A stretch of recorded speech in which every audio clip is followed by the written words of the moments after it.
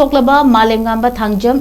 Goroba Achumba Wayel Pibiyu Haina Wakat Meepham PHAMKHRE Haukiba tang tareta Ananda Higher Secondary School da atopa school gi mahiroi singa tamthina khana chainabagi thodukta Phibam luna sokna laiba Malemnganba gi mafamda police na thigat piduna Achumba Wayel Fangalu Haina ya school apunba mara paibigi na Wakat Meepham PHAMKHRE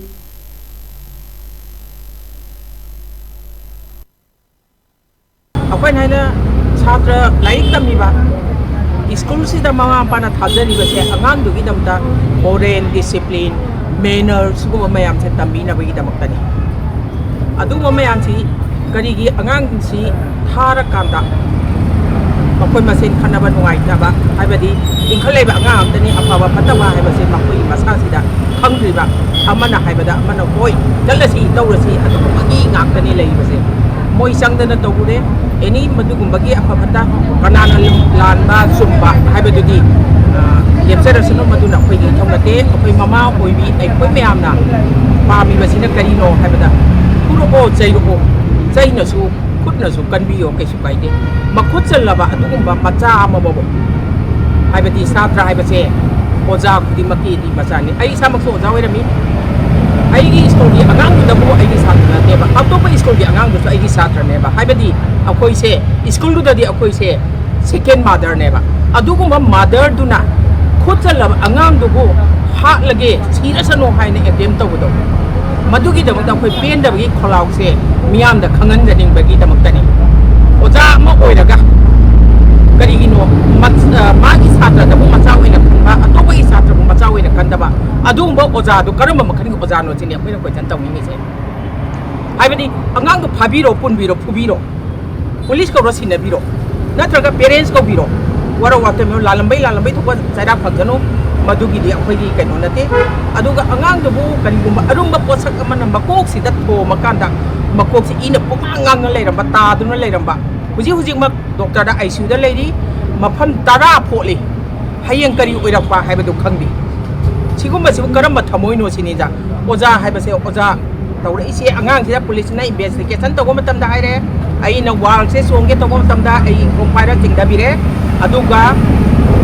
arunga pot amana mai makok sida ko ma e hai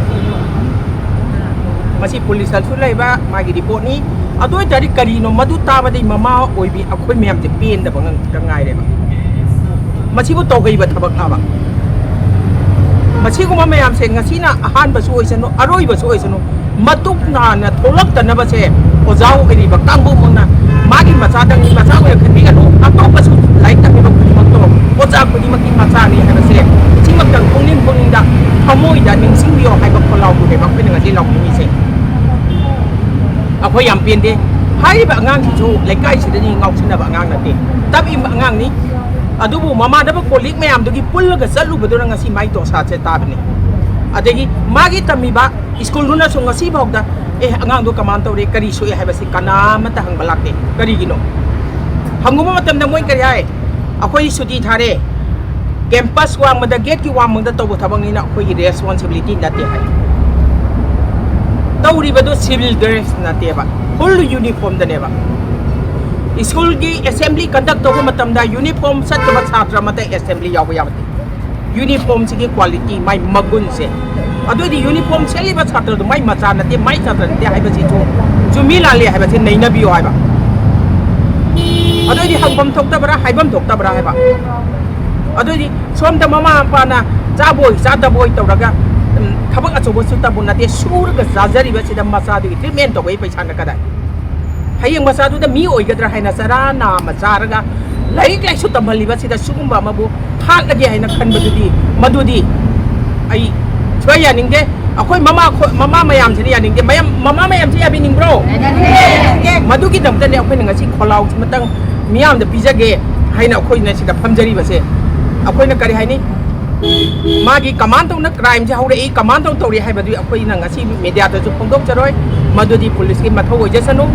police na jigan jasanu aram bagi thabak tok jasanu achum bai thabak tok jasanu akoi gi wakalun dagi hairi sine ngasai gi ma bu thina hat lagen to bi rakado